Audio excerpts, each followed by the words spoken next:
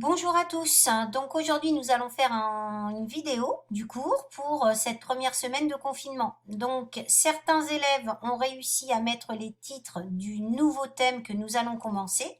Pour ceux qui n'ont pas pu le faire, vous prenez votre cahier et vous mettez donc sur une nouvelle feuille le titre du thème 2, corps humain et santé. Donc dans ce thème nous aurons plusieurs chapitres et nous allons donc commencer par le premier chapitre qui est donc la diversité des micro-organismes au contact de l'homme. Donc faites des pauses sur la vidéo pour avoir le temps de noter correctement votre cours. Et comme d'habitude, c'est propre, c'est encadré à la règle. Donc aujourd'hui, nous allons parler de la diversité des micro-organismes. Certaines classes ont commencé ou fini une carte mentale sur les microbes. Donc ce cours va vous permettre de vous aider à la terminer. Pour la troisième 4 et la troisième 5, nous ferons peut-être ce travail au retour en classe. Donc je vous laisse sauter une ligne et noter grand 1 des microbes autour de nous. Donc qu'est-ce qu'un micro-organisme? Un micro-organisme est un être vivant, invisible à l'œil nu, et que l'on ne peut voir seulement en utilisant un microscope. Il existe une très grande diversité de microbes. Donc ici, vous avez ce qu'on appelle des protozoaires ciliés, puisque vous voyez autour de ce protozoaire une multitude de cils qui vont lui permettre de se déplacer. Ce protozoaire cilié ici est une paramécie qui fait à peu près 50 à 300 micromètres et que l'on peut observer dans les eaux stagnantes. C'est un être vivant qui est constitué d'une seule cellule. On parle d'être vivant unicellulaire. Il existe bien sûr beaucoup d'autres protozoaires et nous en verrons des exemples au cours de ces cours sur les microbes. Nous avons une deuxième famille de microbes qui font partie donc de la famille des champignons. Donc ici, vous avez ce qu'on appelle une mycose des pieds. C'est toujours désagréable d'attraper ce genre de mycose qu'on peut attraper par exemple à la piscine. Et ici, les traces que vous voyez sur la peau et les ongles sont dues à des champignons. Et ces champignons sont souvent le candida albicans. Et là, vous avez un candida albicans observé au microscope, grossi 600 fois. Donc ce champignon microscopique peut être responsable de démangeaisons au niveau de la peau, par exemple. Il y a d'autres champignons que vous connaissez sûrement et que vous consommez tous les jours.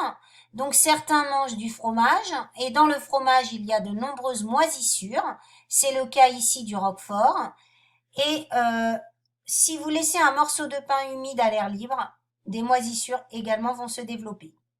Vous avez dû observer ce genre de moisissures sur des mandarines ou des citrons qu'on laisse un petit peu vieillir. Si on observe ces moisissures au microscope, on voit bien sûr des champignons microscopiques.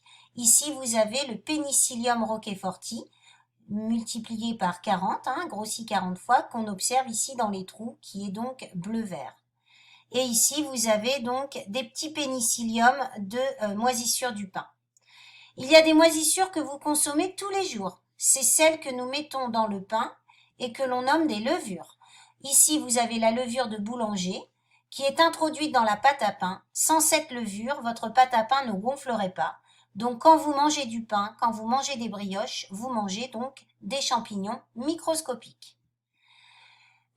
Vous avez également des bactéries. Donc, pour faire les yaourts, vous voyez, la consistance du yaourt est solide. Cela se fabrique avec du lait dans lequel nous rajoutons des ferments lactiques. Ces ferments lactiques contiennent des bactéries, donc soit des lactobacilles, c'est celles qui sont en forme de bâtonnets, soit des streptocoques, c'est celles qui sont en forme de rond, on appelle des coques. Cette photo ici microscopique de bactéries lactiques est multipliée, grossie 1000 fois.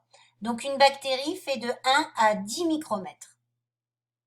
Et donc des bactéries lactiques observées au microscope grossis 1200 fois.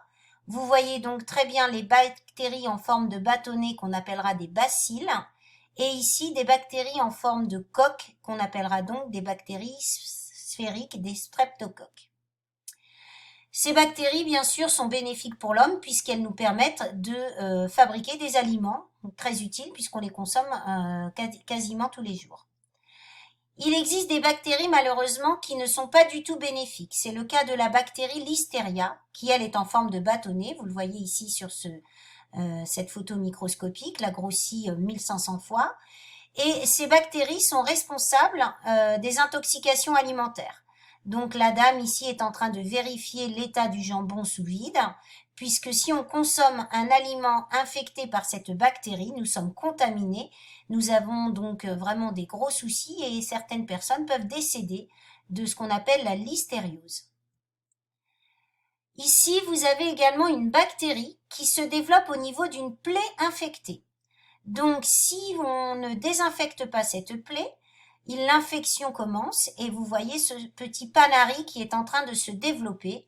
Et ça, c'est dû à des bactéries en forme de coque qu'on appelle des staphylocoques. Donc, vous voyez, elles font moins d'1 micromètre, ces bactéries. Toutes ces bactéries qui provoquent des maladies sont appelées des bactéries pathogènes. Il existe également des virus. Alors ici, vous avez le virus de la grippe qui a infecté une cellule. Donc ici, vous avez une cellule et cette cellule est parasitée par de très nombreux virus. Les virus se développent à l'intérieur des cellules, contrairement aux bactéries. Donc ça, c'est le virus de la grippe. Ici, vous avez le virus de la grippe aviaire qui touche les volailles.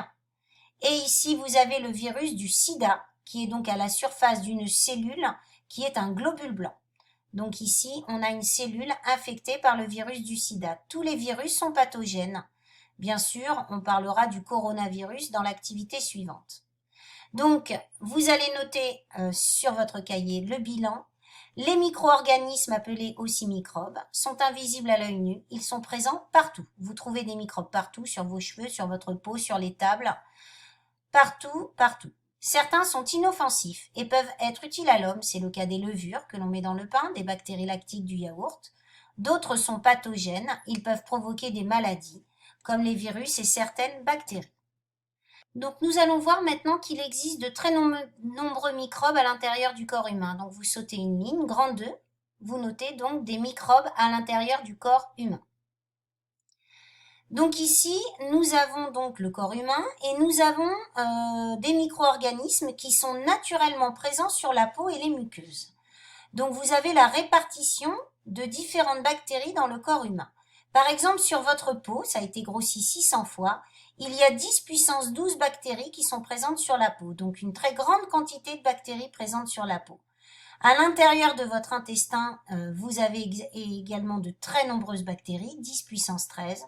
À l'intérieur de la bouche et des muqueuses respiratoires. À l'intérieur de la muqueuse génitale, c'est toujours pareil, nous avons énormément de bactéries. Donc, le corps humain abrite à peu près entre 1 à 2 kilos de bactéries. Nous parlons du microbiote. Ici, vous avez donc l'intérieur de l'intestin qui est tapissé d'énormément de micro-organismes différents. Mis bout à bout, les bactéries du corps feraient 2,5 fois le tour de la Terre. C'est pour essayer d'imaginer un petit peu la quantité de bactéries très utiles que le corps humain abrite. Donc par exemple ici, vous avez donc un petit document qui vous montre la composition du microbiote intestinal. À l'intérieur, on trouve de nombreuses bactéries. Donc vous voyez ici tous les types de bactéries qu'abrite votre microbiote, mais on trouve également des champignons comme les levures et des streptocoques, des Escherichia coli, etc. Plus de 100 milliards de micro-organismes habitent notre intestin. Et on fait des recherches de plus en plus importantes sur le microbiote, qui a un rôle extrêmement important dans les défenses immunitaires, dans la digestion.